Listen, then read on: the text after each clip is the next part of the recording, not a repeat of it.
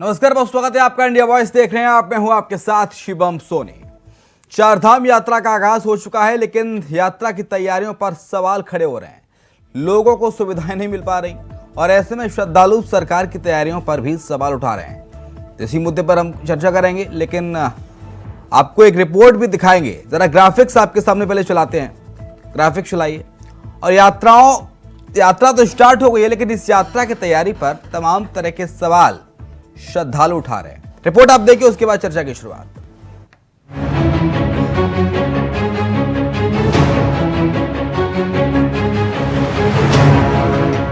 चारधाम यात्रा का आगाज हो चुका है। यमुनोत्री, गंगोत्री के कपाट अक्षय तृतीया के मौके पर 22 अप्रैल को खुल चुके हैं और मंगलवार को 25 अप्रैल को केदारनाथ और 27 अप्रैल को बद्री विशाल के कपाट खुलने जा रहे हैं।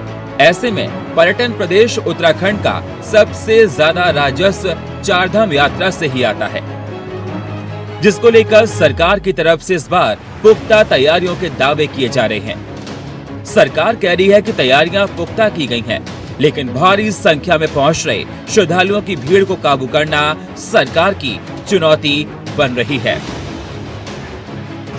चारधाम यात्रा के मुख्य धाम केदारनाथ धाम में इंडिया वॉइस की टीम पहुंच चुकी है। मैं अपने साथी हर्ष उनियाल के साथ यहाँ पर पहुंचा हुआ। सबसे बड़ी बात है कि केदारनाथ धाम के कपाट कल सुबह 6:10 यहाँ पर श्रद्धालुओं के लिए खोले जाएंगे। अगले 6 महीने श्रद्धालु केदारनाथ धाम के दर्शन यहीं पर कर पाएंगे। और मेरे पीछे आप देख सकते हैं, मेरे साथी हर्ष उनियाल दिखा रहे हैं, ये केदारनाथ धाम का वो प्रसिद्ध पौराणिक मंदिर है जो मान्यता के साथ आदि गुरु शंकराचार्य की तरफ से स्थापित बनाया गया था। सीएम के निर्देश के बाद भी लगता है कि अधिकारियों के कान में जू तक नहीं रहेंगी। तभी चारधाम यात्रा को लेकर कई बैठक की गई, लेकिन धरातल पर तैयारियों के नाम पर कुछ है ही नहीं। ना तो मेडिकल की कोई सुविधा, ना यात्रियों के ठहरने के लिए कोई व्यवस्था शासन प्रशासन की तरफ से की गई है। पूरी तो नहीं कह सकते आप इनको, क्योंकि गौरीकुंड में रूम नहीं मिल रहे हैं। काफ़ी लोग ऑन रोड रात भर इंतज़ार किए हैं बैठ के। मैं प्रशासन से यही कहूँगा कि कम से कम सोने का इंतजाम करें, क्योंकि इतनी सर्दी में रात में आदमी नहीं रुक सकता है बाहर। क्या और व्यवस्थाएं भी आपको रास्ते में आज जब आते हुए देखे? क्या पानी की व्यवस्था है या रुकने के लिए कुछ ऐसे जो सेटअप पॉइंट बने देखे हुए थे? सेटअप पॉइंट में देखिए, मेडिकल इमरजेंसी कुछ भी नहीं है। अगर किसी को दर्द भी है ना, तो सिंगल आपको पेन किलर भी नहीं मिल रहा है रास्ते में। Even I am suffering from sacroiliitis, फिर भी मेरे को ना एक पेन किलर नहीं मिला।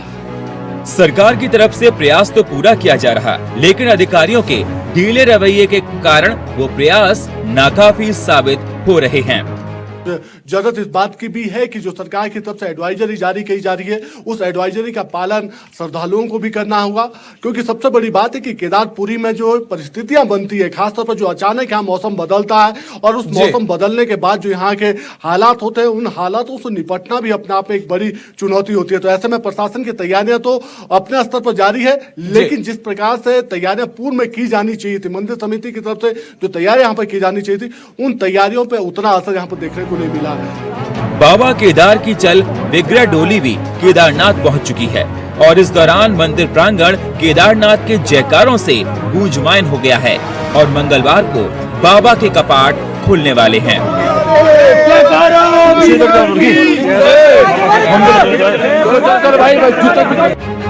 ऐसे में यात्रा को लेकर श्रद्धालुओं में भारी उत्साह है, जिस कारण मौसम खराब होने की एडवाइजरी जारी होने के बाद भी श्रद्धालु निचले इलाके में रुकने को तैयार नहीं हैं। ऐसे में मौसम को देखते हुए केदारनाथ जाने वाले श्रद्धालुओं के रजिस्ट्रेशन पर रोक लगा दिया गया है। ऐसे सवाल कई हैं। सवाल ये कि क्या सरकार की तरफ से लगातार बैठक करके निर्देश देने के बाद भी अधिकारियों के कानों में जू तक नहीं रेंग रही? क्या अधिकारी सीएम के आदेशों की अवहेलना कर रहे हैं? क्या बैठकें सिर्फ दिखावे के लिए की गई थी? अभय कैथुरा की रिपोर्ट, इंडिया वॉइस, केदारनाथ।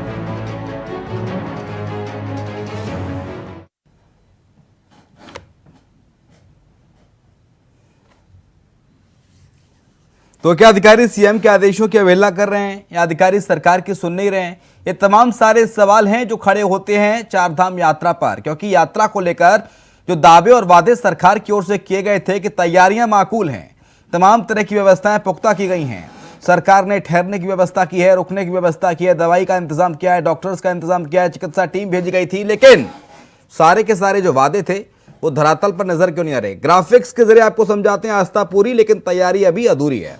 ये कैसी तैयारी है साहब? ये जो श्रद्धालु आके शिकायत कर रहे हैं कि देखिए दवाई का प्रबंध नहीं है, उनका ठहरने का प्रबंध नहीं है, आस्था पर असुविधा भारी पड़ती हुई नजर आ रही है।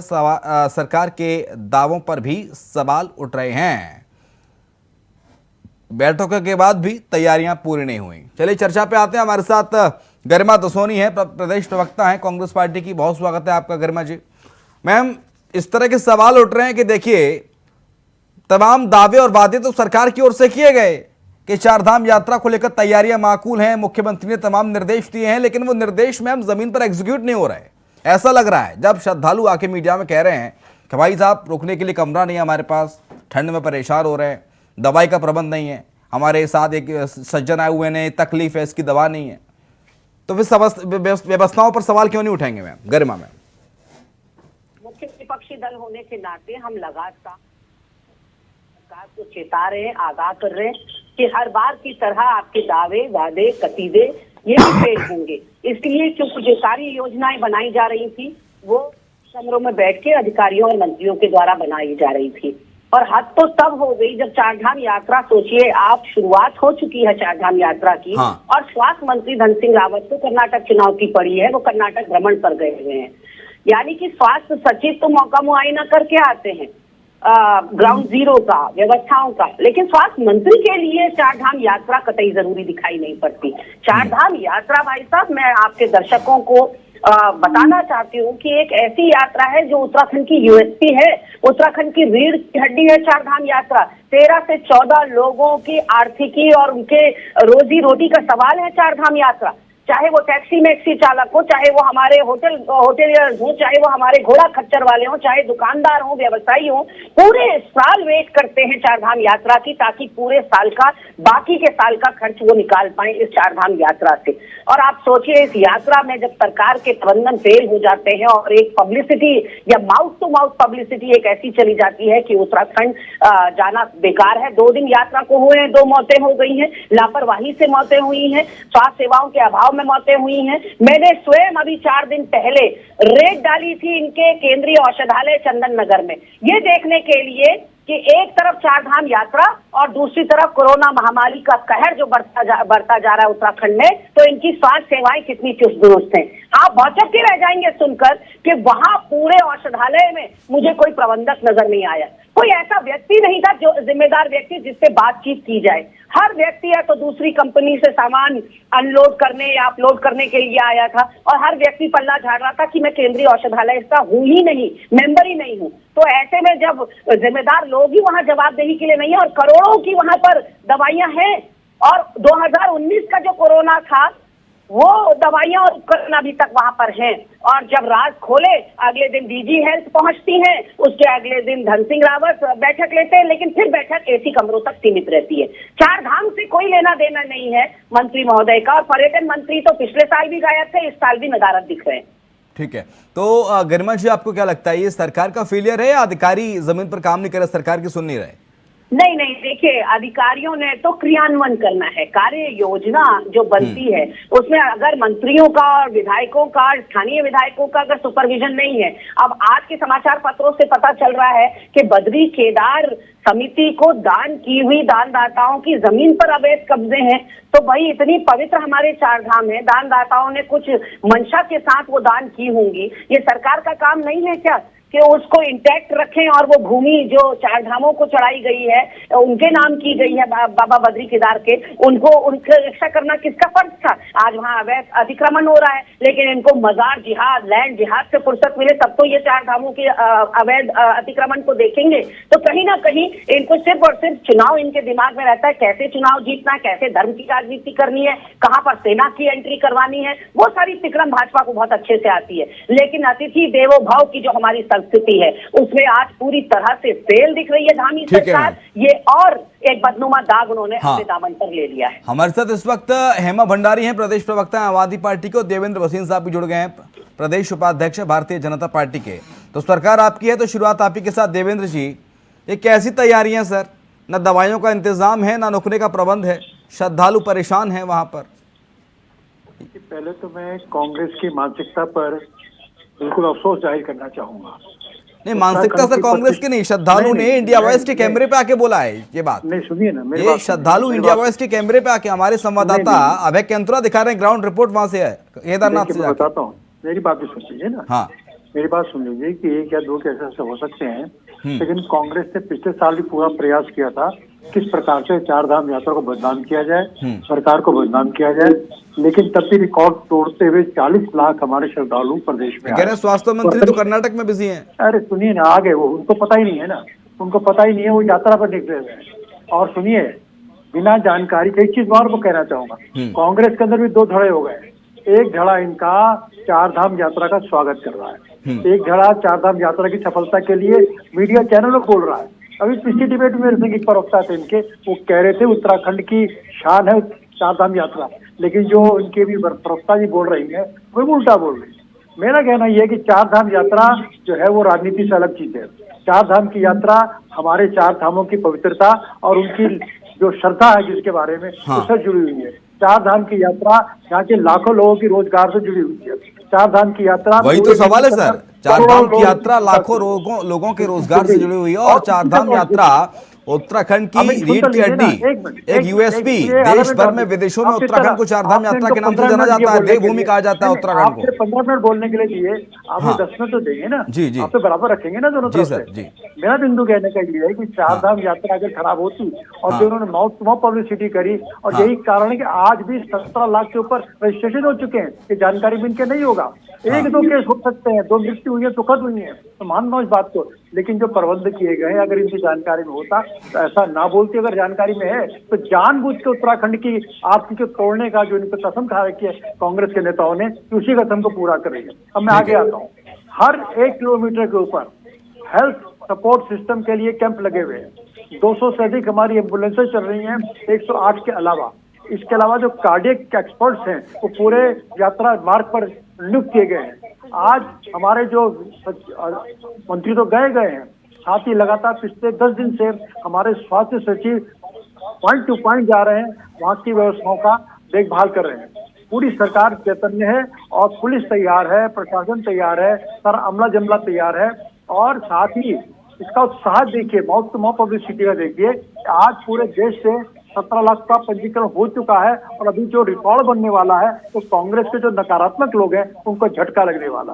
तो मेरा इनसे विनम्र निवेदन है, कृपया करके चार धाम की यात्रा की प्रतिष्ठा को खराब मत करिए। ठीक है सर, प्रतिस्पर्धा सर कोई खराब नहीं कर रहा है, हम तो कह रहे हैं कि अच्छी से अच्छी चार धाम यात्रा हो, बेहतर से बेहतर चार धाम यात्रा हो और श्रद्धालुओं को कोई तकलीफ ना हो। लेकिन सर, लेकिन देवेंद्र भसीन साहब, जब देश विदेश से श्रद्धालु आते हैं, विदेशों से भी श्रद्धालु आते हैं चार धाम यात्रा के लिए, जब व्यवस्थाएं दिखती हैं और रहने के लिए कमरा नहीं मिलता रात गुजारने के लिए, तो सर सवाल तो खड़े होते हैं। और हाल ही में गरिमा दसोनी बता रही थी कि आजकल वो रेड करने भी लगी हैं, रेड करने गई थी औषधालय केंद्र पर, रेड करने गई थी औषधालय केंद्र पे, वहाँ कोई व्यवस्था ही नहीं थी। अगर गलत रेड को मानेंगे, अगर आपका चैनल इनकी गलत रेड को स्वीकृति देगा तो भगवान मालिक है। एक गलत तरीके से आप प्रवेश करेंगे, ऑडियो उठाइए गरिमा जी को, ऑडियो उठाइए, झूठ बोलेंगे तो बहुत गलत बात है।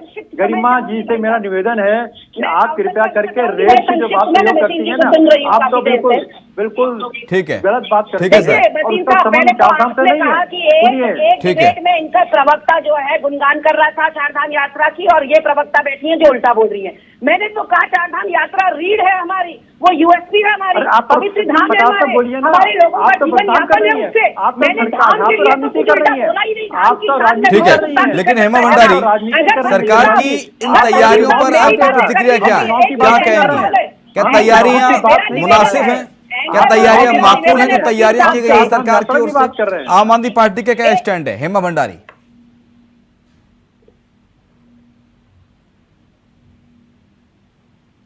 ऑडियो खोलिए हेमा भंडारी का।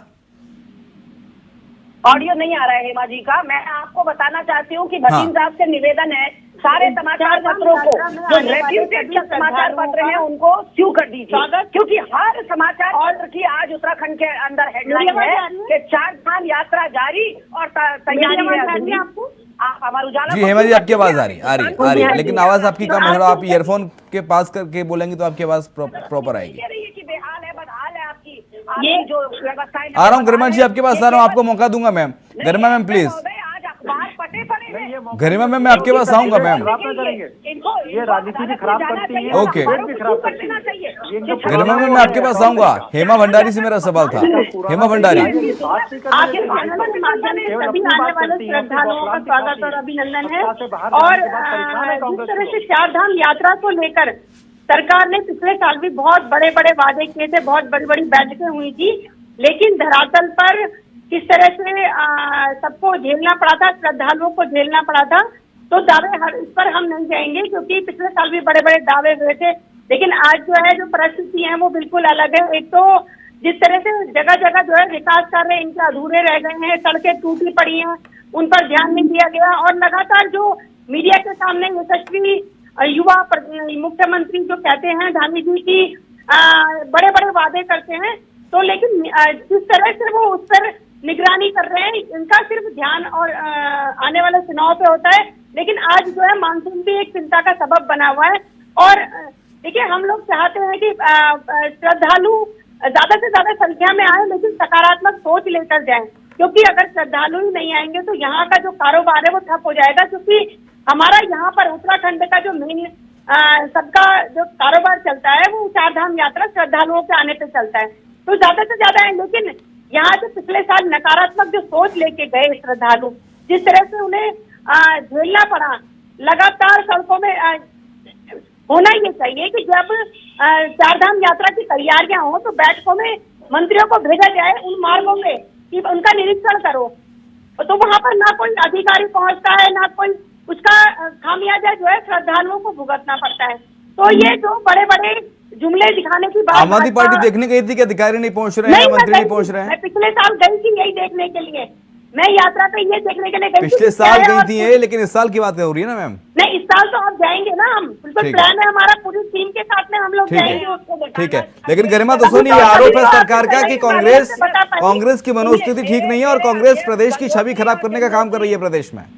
मैं वही आपको बता रही हूँ, मेरे माननीय अध्यक्ष गंगोत्री जमुनोत्री के दोनों के दर्शन कपाट खुलने के बाद करके आ चुके हैं, और उन्होंने वहां से मुख्यमंत्री धामी जी को न सिर्फ वीडियो दिखाकर बल्कि पत्र लिखकर बल्कि बयान देकर ये जारी किया है कि भाई साहब, ये रास्ता ट्रैवल करने लायक ही नहीं है। हर व्यक्ति के पास फॉर्च्यूनर नहीं होती, हर व्यक्ति के पास जो है आपके कॉलेज जैसी या बड़ी गाड़ियां इनोवा जैसी नहीं होती, किसी के पास छोटी गाड़ियां भी होती है। और हर जगह गाड़ी नीचे अगर लग रही है तो आप सोचे कितनी देर वो यात्रा कर पाएगा। गड्ढा युक्त सड़कें हैं और इतना बुरा हाल सड़कों का है, और आप एक्सपेक्ट करते हैं कि ऐसे में यहाँ यात्री, इन्होंने बिल्कुल सही कहा, रिकॉर्ड यात्री आए, लेकिन रिकॉर्ड मौतों का आंकड़ा नहीं दिया आपने भसीन साहब, जिन जानों को आप बचा सकते थे। और आपका एक बेशर्म प्रवक्ता कहता है कि जिन लोगों की मौतें हो रही है वो मोक्ष को प्राप्त कर रहे हैं। मोक्ष को प्राप्त करना है तो भाजपा वाले सारे जाओ ना, सबको मोक्ष मिल क्या ये बात शुभा देती है एक पार्टी का आधिकारिक प्रवक्ता के मुंह से, भसीन साहब, कि जो लोग मर रहे हैं वो मोक्ष को प्राप्त हो रहे हैं?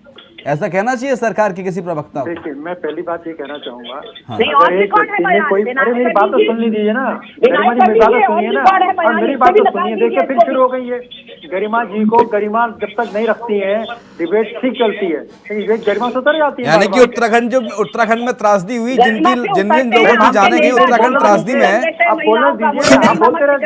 देवेंद्र भसीन, उत्तराखंड त्रासदी में जिन लोगों की जान गई वो सब मोक्ष को प्राप्त हुए, आप ये कहना चाहते हैं? आपके लोग तो उत्तराखंड को खा गए, आपकी कांग्रेस उत्तराखंड को बर्बाद कर दिया। क्या करते हैं आपके लोगों ने? तो आप लोगों का पैसा भी खा लिया, आपके लोगों ने तो केंद्र सरकार के पैसे को भी खा लिया। क्या बात करती हैं आपके मुख्यमंत्री आपदा के पैसे से पहले 12 करोड़ बिल बनाते रहे, अब क्या गिनवाना चाहती है? आपके लोगों ने आपदा के पैसे को भी भ्रष्टाचार के भेंट चढ़ा दिया। आप हमें मत बताइए, हमारी सरकार डबल इंजन काम कर रही है, आपकी डबल इंजन की सरकार ने उत्तराखंड लेकिन आप केवल इस बात बर्बाद बोलने की किया हिम्मत नहीं और यही वजह है कि जनता ने आपको नकार की दिया। तलाश में जनता इसलिए नकार दिया आपको क्योंकि आप जनता के हित में काम नहीं करते। आपके नेता केवल अपनी जेबें भरते हैं, भ्रष्टाचार करते हैं और आपका के पैसे को भी, धन के पैसे को भी खाने का काम करते हैं।